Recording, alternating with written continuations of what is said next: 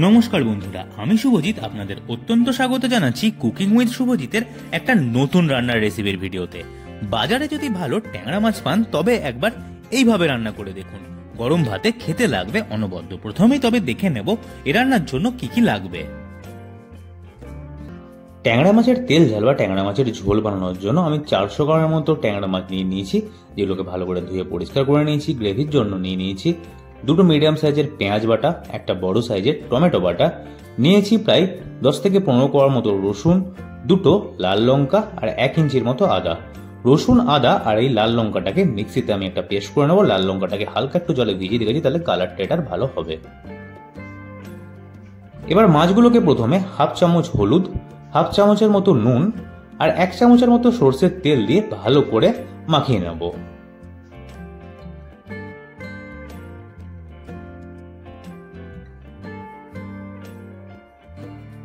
নুন, হলুদ, তেল মাছের গায়ে ভালো করে মাখানো হয়ে গেলে একটা ফ্রাইং প্যান গরম করে তাতে অ্যাড করছি 6 চামচের মতো সর্ষের তেল। তেল ভালো করে গরম হয়ে গেলে গ্যাসের ফ্লেমটাকে মিডিয়ামে রেখে মাখিয়ে রাখা মাছগুলোকে আস্তে আস্তে প্যানে অ্যাড করতে থাকতে হবে। সব মাছগুলোকে তেলের মধ্যে ছাড়া হয়ে গেলে পরে ফ্রাইং প্যানের ঢাকনাটাকে বন্ধ করে দিচ্ছি, তাহলে মাছ ভাজার সময় যে তেলের ছিটেটা হয় সেটা বাইরে খুব একটা বেশি আসবে না। মাঝে একবার ঢাকনাটাকে খুলে পরে এবার মাছগুলোকে আস্তে আস্তে একবার উল্টে নিতে হবে, তাহলে মাছের দুদিকটাই বেশ ভালো করে ভাজা হয়ে যাবে। দেখতে পাচ্ছেন এক পিঠটা বেশ গোল্ডেন ব্রাউন কালার করে ভাজা হয়ে গেছে। গ্যাসের মিডিয়াম ফ্লেমে এবার মাছের অপর দিকটাও লাল লাল করে ভেজে নিতে হবে। ভালো করে ভাজা হয়ে গেলে মাছগুলোকে এবার একটা প্লেটে তুলে সাইড করে নিয়েছি, আর ওই একই তেলে এবার অ্যাড করছি দুটো ছোট এলাচ, দুটো লবঙ্গ, হাফ ইঞ্চির মতো দারচিনি আর দিয়ে দেবো হাফ চামচের মতো গোটা জিরে। গোটা মশলাগুলোকে অ্যাড করে গ্যাসের হাই ফ্লেমে 1 মিনিট ভালো করে মিশিয়ে নিচ্ছি, আর তারপরে এবার অ্যাড করে দেবো পেঁয়াজ বাটা সবটা। পেঁয়াজ বাটাটা অ্যাড করার পর তেলের সাথে ভালো করে মিশিয়ে গ্যাসের মিডিয়াম ফ্লেমে 5 মিনিট রান্না করে নেবো, পেঁয়াজ বাটাটা যতক্ষণ না হালকা একটু লাল লাল হয়ে আসছে। পেঁয়াজ বাটাটা দেখতেই পাচ্ছেন খুব সুন্দর করে ভাজা হয়ে গেছে। এবার রসুন, আদা আর শুকনো লঙ্কার পেস্টটা সবটা অ্যাড করে দিচ্ছি। পেঁয়াজ বাটার সঙ্গে ভালো করে মিশিয়ে 5 থেকে 7 মিনিট লো থেকে মিডিয়াম ফ্লেমে রান্না করতে হবে, যতক্ষণ না রসুন, আদা আর লঙ্কার কাঁচা ভাবটা যাচ্ছে। মশলাটা মিশিয়ে ভালো করে রান্না হয়ে যাওয়ার পর এবার অ্যাড করে দেবো এর মধ্যে টমেটো পেস্ট সবটা। টমেটো পেস্টটা অ্যাড করার পরও একই রকম ভাবে ভালো করে মিশিয়ে নিতে হবে, আর টমেটোর কাঁচা ভাবটা যাওয়া অবধি গ্যাসের মিডিয়াম ফ্লেমে 5 মিনিট এটাকেও রান্না করে নিতে হবে।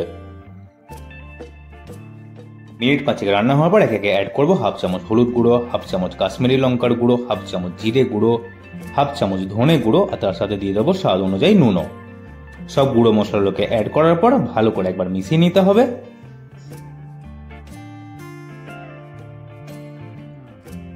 ভালো করে গুঁড়ো মশলাগুলো মিশিয়ে 1 মিনিটের মতো লো ফ্লেমে রান্না করে নিয়ে এর মধ্যে এবার অ্যাড করে দিলাম ঝোলের জন্য 1.5 কাপের মতো জল।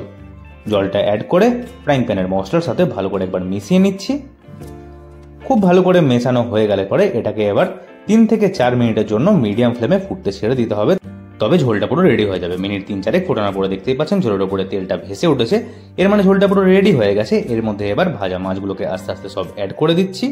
সব মাছগুলো ঝোলের মধ্যে অ্যাড করার পর গ্যাসের লো ফ্লেমে 3 থেকে 4 মিনিট এটাকে রান্না হতে দিতে হবে। 1-2 মিনিট রান্না হওয়ার পর মাঝে একবার উল্টে নিতে হবে, তাহলে মাছের ফ্লেভারটা যেমনি ঝোলের মধ্যে সবটা ভালো করে চলে আসবে আর মাছের মধ্যে ঝোলের ফ্লেভারটাও ভালো করে ঢুকে যাবে।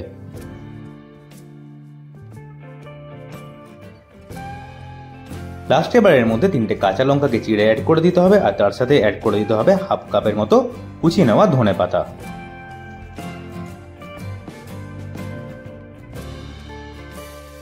ধনে পাতা আর কাঁচা লঙ্কাটাকে অ্যাড করার পর ভালো করে একবার মিশিয়ে নিচ্ছি ঝোলের সাথে, আর তারপরে গ্যাসের লো ফ্লেমে আর 1 মিনিট রান্না করে নিলেই আজকের এই দারুণ স্বাদের ট্যাংরা মাছের তেল ঝাল খাওয়ার জন্য একদম রেডি হয়ে যাবে। আমি এই রেসিপিটা ট্যাংরা মাছ দিয়ে দেখালো, আপনারা যে কোনো ছোট চারা পোনা বা বাটা মাছের সাথে এই রেসিপিটা ট্রাই করে দেখতেই পারেন। আজকের এই ট্যাংরা মাছের তেল ঝাল খাবার জন্য একদম রেডি হয়ে গেছে। এটা গরম ভাতের সাথে খেতে জাস্ট ফাটাফাটি লাগে। আজকের এই রেসিপিটা আপনাদের কেমন লাগলো সেটা কমেন্ট করে জানাবেন। রেসিপিটা ভালো লাগলে ভিডিওটা একটা লাইক করে দেবেন, রেসিপিটা সবার সাথে শেয়ারও করে দেবেন। এই চ্যানেলে এরকমই রান্নার ভিডিও আমি শেয়ার করে থাকি, তাই চ্যানেলটাকে অবশ্যই সাবস্ক্রাইব করে দেবেন, পাশে থাকা বেল আইকনটা দাবতেও ভুলবেন না। তাহলে বন্ধুরা আজকে এই পর্যন্তই, দেখা হবে আমার নতুন একটা কুকিং ব্লগের সাথে। অসংখ্য ধন্যবাদ আজকের এই ভিডিওটা দেখার জন্য।